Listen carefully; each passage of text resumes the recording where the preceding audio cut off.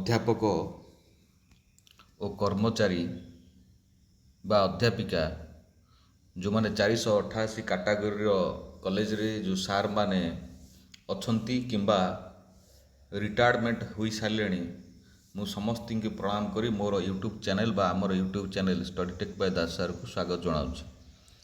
ଆଜିର ମୁଖ୍ୟ ପ୍ରସଙ୍ଗଟି ହେଲା ଯେ 488 କାଟାଗୋରୀର କଲେଜେସ୍ ତାର ଜୁନ୍ 30 ତାରିଖରେ ସେମାନେ ପ୍ରୋଟେଷ୍ଟ କରୁଛନ୍ତି ଯେ ଲୋୟର ପିଏମ୍ଜିରେ। ୟାର କାରଣ ହେଲା ସେମାନଙ୍କର ଅଧିକାର ପାଇଁ ବା ନ୍ୟାର୍ଯ୍ୟ ଦାବି ପାଇଁ ସେମାନେ ଷ୍ଟ୍ରାଇକ୍ ଓହ୍ଲେଇଛନ୍ତି ବା ସମସ୍ତେ ଏକଜୁଟ ହୋଇଛନ୍ତି। ୟାର ମୁଖ୍ୟ ପ୍ରସଙ୍ଗଟି କଥା ହେଲା ଏଇଟା ସମ୍ବାଦରେ ଆଜିର ସମ୍ବାଦରେ ଏଇଟା ପବ୍ଲିକ୍ସ ହେଇଛି, ଯାହା ଜୁନ୍ 30 ତାରିଖରେ ଆନ୍ଦୋଳନକୁ ଓହ୍ଲାଇବେ 488 ବର୍ଗର ଅଧ୍ୟାପକ ଓ କର୍ମଚାରୀ। ଇଏ ତାହାର ହେଲା ମୁଖ୍ୟ ପ୍ରସଙ୍ଗ ବା ହେଡ଼ଲାଇନ୍ସ। କାହିଁକି ସେମାନେ ଓହ୍ଲେଇବେ ବା ଆଜି ତ 29 ତାରିଖରେ ଟୋଟାଲ ପ୍ରୋଟେଷ୍ଟ ଅଛି ଲୋୟର ପିଏମ୍ଜିରେ। ଏମାନେ କେଉଁଠି ନା କେଉଁଠି ଅଲଗା ହେଉଛନ୍ତି। ୟା ଅର୍ଥ ଅଲଗା ହେବାର କାରଣ ହେଲା ଯେ ଏକତା ହିଁ ଯେମିତି ବଳ, ଯେ ସମସ୍ତେ ଯଦି ଏକାଠି ଏକଜୁଟ ହେବେ ନିଶ୍ଚିତ ଗୋଟିଏ କଥା ବା କାମଟା ଶୀଘ୍ର ହେବାର ସମ୍ଭାବନା ଅଛି। ବେଳେବେଳେ ହୁଏ ଯେ ନା ଆମେ ଯଦି ଅଲଗା ହେଲା କାରଣ ଆମ କଥା ଯଦି ଗଭର୍ଣ୍ଣମେଣ୍ଟ ଶୁଣିଦେଲା ତାହେଲେ ଆମେ ପାଇ ଯିବା, ଏମିତି ବି ହେଇପାରେ। ସେମାନେ ଯେହେତୁ ମହାନ ବ୍ୟକ୍ତିମାନେ ତାଙ୍କେ କ'ଣ ଚିନ୍ତା କରିଥିବେ ସେଇଟା ଅଲଗା କଥା, କିନ୍ତୁ କଥା ହେଲା ଯେ ସମସ୍ତଙ୍କ କଥା ଗଭର୍ଣ୍ଣମେଣ୍ଟ ଶୁଣିବା ଆବଶ୍ୟକତା ଅଛି। ଇଏ ହେଲା ଆମର ମୁଖ୍ୟ ପ୍ରସଙ୍ଗ। ଆମେ କାହାକୁ ତାଚ୍ଛଲ୍ୟ କରୁନାହୁଁ ବା କାହାକୁ ପଏଣ୍ଟ ଆଉଟ୍ କରୁନାହୁଁ, କିନ୍ତୁ କଥା ହେଲା ଯେ ସମସ୍ତେ ପାଇବା ଆବଶ୍ୟକତା ଅଛି। ଏ ଯେଉଁ 488ର ବର୍ଗର ସାର୍ମାନେ ରହିଲେ ବା କର୍ମଚାରୀ ଅଧ୍ୟାପକମାନେ ରହିଲେ, ସେମାନେ ଯେ ଜୁନ୍ 30 ତାରିଖରେ ଆନ୍ଦୋଳନକୁ ଓହ୍ଲାଇବା ପାଇଁ ସେମାନେ ତାଙ୍କର ଯେଉଁ ଅନୁଦାନ ପ୍ରାପ୍ତ ଅଧ୍ୟାପକ କର୍ମଚାରୀ ବା ସମନ୍ୱୟ ସମିତି ୟାଙ୍କର ଗୋଟେ ସଂଘ ହେଇଛି। ରାଜ୍ୟ ସରକାରଙ୍କ ପ୍ରତିଶ୍ରୁତି ଖିଲାପରେ ସେମାନେ ଅଧ୍ୟାପକ କର୍ମଚାରୀ ପେନ୍ସନ୍ କିମ୍ବା ଚାକିରିର ସର୍ତ୍ତାବଳୀ କିଛି ଏଇଟା ନାହିଁ। ନିଶ୍ଚିତ କଥା ଏସବୁ କଥା ହେବା ଆବଶ୍ୟକତା ଅଛି। ବା ଯେଉଁ 662 ବର୍ଗ କଲେଜରେ ଯେଉଁମାନେ ଅଛନ୍ତି ତାଙ୍କର ବି ସେମିତି କିଛି ନାହିଁ। ଗଭର୍ଣ୍ଣମେଣ୍ଟ ଏତେ 662 ବା 488 ବର୍ଗର ଏତେ ଡିଭାଇଡେଡ଼ କରିକି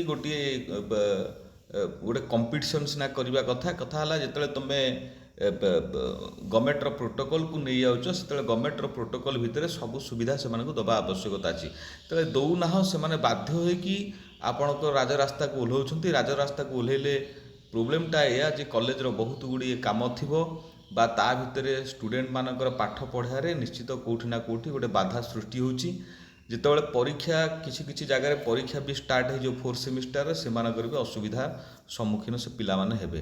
ଇଏ ବି ନିଶ୍ଚିତ କଥା, କିନ୍ତୁ ଗଭର୍ଣ୍ଣମେଣ୍ଟ ଏତେ ଅସୁବିଧାକୁ ନ ଯାଇ ତ ଯଦି ସୁବିଧା କରିଦିଅନ୍ତା ଯେ 6 ମାସର ଯେତେବେଳେ ଆପଣଙ୍କର ଟାଇମ୍ ନେଲେ ଗୋଟେ ଏକ୍ସପୋର୍ଟ କମିଟି ତିଆରି କରି 6 ମାସ ଟାଇମ୍ ନେଇକି ପୁଣି ଆହୁରି ନେଇଗଲେଣି ସେ ଏକ୍ସପୋର୍ଟ କମିଟି ତାର ରିପୋର୍ଟ ଦେଲା ପରେ ଆପଣ ପୁଣି ଆହୁରି 22-23 ଦିନ ପୁଣି ନେଇଗଲେଣି ଟାଇମ୍। ଯଦି ଆପଣ କ'ଣ ଗୋଟେ କାମ କରୁଥାନ୍ତେ, ଗୋଟେ ପ୍ରୋସିଡ଼ କରୁଥାନ୍ତେ ବା ଜଣଙ୍କର କାଢ଼ୁଥାନ୍ତେ, ତାହେଲେ ଆଶା ସମସ୍ତଙ୍କର ଥାନ୍ତା ଯେ ଆମେ ଧୀରେ ଧୀରେ ସବୁ ବାହାରିଯିବ। ତାହେଲେ 22 ଦିନ ଭିତରେ 22 ଜଣଙ୍କର ବାହାରି ସାରନ୍ତାଣି।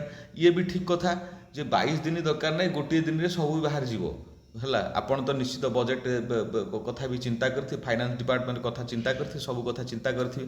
କିନ୍ତୁ କଥା ହେଲା ଯେ ଯେଉଁମାନେ ଚାକିରି କରିଛନ୍ତି ବା 35ରୁ 35 ବର୍ଷ ଚାକିରି କଲେଣି ତାଙ୍କର ପେନ୍ସନ୍ କିଛି ନାହିଁ, ଚାକିରିର ସର୍ତ୍ତାବଳୀ କିଛି ନାହିଁ। ଯେମିତି ଗୋଟେ ଲେବର ଯେମିତି ଯିବ ଜଣ ଘରକୁ କାମ କରିବାକୁ, ତାର ସେ କାମ କରିକି ଆସିବ, ତାର ଯାହା ହେଲା ତାର କିଛି ସେ ମାଲିକର କିଛି ଜାଏଜ ନାହିଁ, ସେଇଭଳିଆ କଥା।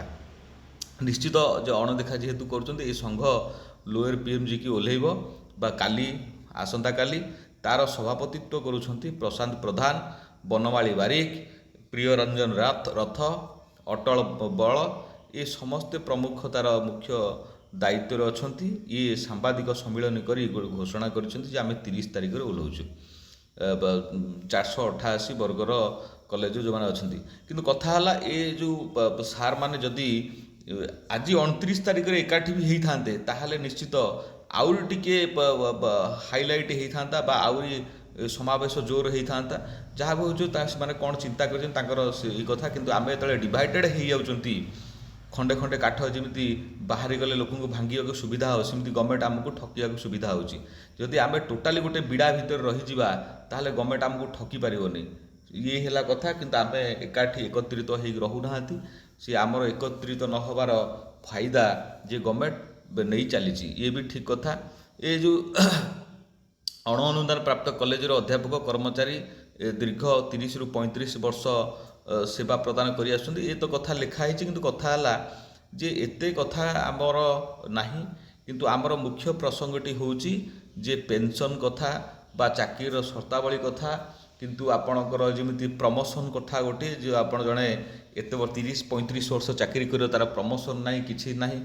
ଏସବୁ ସବୁ ଡିପାର୍ଟମେଣ୍ଟରେ ପ୍ରମୋସନ୍ ଅଛି, କିନ୍ତୁ ଏଇ ଯେଉଁ ଶିକ୍ଷା ଡିପାର୍ଟମେଣ୍ଟ ବା କଲେଜରେ ଆପଣ ଗୋଟେ ପ୍ରମୋସନ୍ ନାହିଁ। ଆଗରୁ ଗୋଟେ ପ୍ରମୋସନ୍ର ବ୍ୟବସ୍ଥା ଥିଲା, ଏବେ ପ୍ରମୋସନ୍ ନାହିଁ, ଗୋଟେ ଡିମୋସନ୍ର ବ୍ୟବସ୍ଥା। ଯିଏ ଗୋଟେ ଚାକିରିଟି କରୁଛି ସେ ଯେଉଁ ଆପଣଙ୍କର ଥିଙ୍କିଂ ନେଇକି ଯେଉଁ ଥଟ୍ ନେଇକି ଯେଉଁ ପ୍ରୋସେସ୍ ନେଇକି ଆସିଛି, ସେ ଥଟ୍ ପ୍ରୋସେସ୍ଟା କେଉଁଠି ନା କେଉଁଠି ଗଭର୍ଣ୍ଣମେଣ୍ଟ ତ 24 ବର୍ଷ ମାରିଦେଲା, ତା ଭିତରେ ଏଇ ଗଭର୍ଣ୍ଣମେଣ୍ଟ ବି 2 ବର୍ଷ ହେଲା ମାରି ସାରିଲାଣି।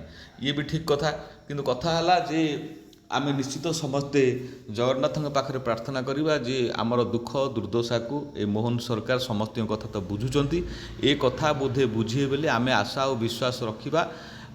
ଖାଲି ଆଶା ବିଶ୍ୱାସ ରଖିଲେ ହେବ ନାହିଁ, କିନ୍ତୁ ଆମ ପ୍ରୋଟେକ୍ଟଟା ସେଇଭଳିଆ ହେବା ଆବଶ୍ୟକତା ଅଛି।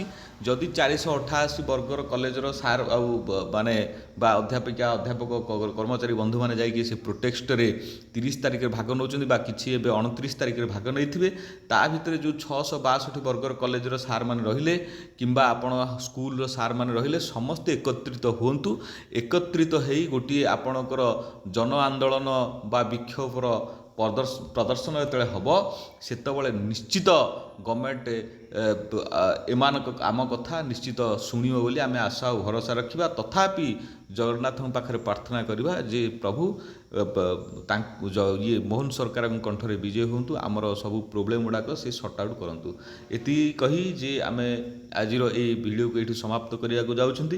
କିନ୍ତୁ କଥା ହେଲା ଯେ ଆଜିର ଯେଉଁ ପ୍ରୋଟେକ୍ଟ ଅଛି, ଆଜିର ପ୍ରୋଟେକ୍ଟର କ'ଣ ଫଳାଫଳ ହେଉଛି, ନିଶ୍ଚିତ ସନ୍ଧ୍ୟାରେ ଆମେ ଆଉ ଗୋଟେ ଭିଡ଼ିଓ ବନେଇବା ବା କାଲି ଯେତେବେଳେ 30 ତାରିଖରେ ଏଇ ଯେଉଁ 488 ବର୍ଗର କଲେଜର ସାର୍ମାନେ ଯେତେବେଳେ ଆପଣଙ୍କର ଦେଇଛନ୍ତି ଜନ ଆନ୍ଦୋଳନ କରିବାର ଯେତେବେଳେ ଆହ୍ୱାନ ଦେଇଛନ୍ତି, ନିଶ୍ଚିତ ତାଙ୍କ କଥା ବି କାଲି ଆମେ ପୁଣି ଆଉଥରେ ଭିଡ଼ିଓ ବନେଇବା। ରହିଲି, ଧନ୍ୟବାଦ। ଆପଣମାନେ ଏ ଚ୍ୟାନେଲ୍ ସହିତ ଯୋଡ଼ି ହେଇକି ରହିଥାନ୍ତୁ। ଆପଣମାନେ ମୋ ଚ୍ୟାନେଲ୍ ବୋଲି ଭାବନ୍ତୁ ନା, ଆପଣମାନଙ୍କର ଚ୍ୟାନେଲ୍କୁ ଆଗକୁ ନେବାରେ ଆପଣମାନେ ଗୋଟେ ଭୂମିକା ବା ଗ୍ରହଣ କରନ୍ତୁ। ରହିଲି, ଧନ୍ୟବାଦ, ଥ୍ୟାଙ୍କ ୟୁ।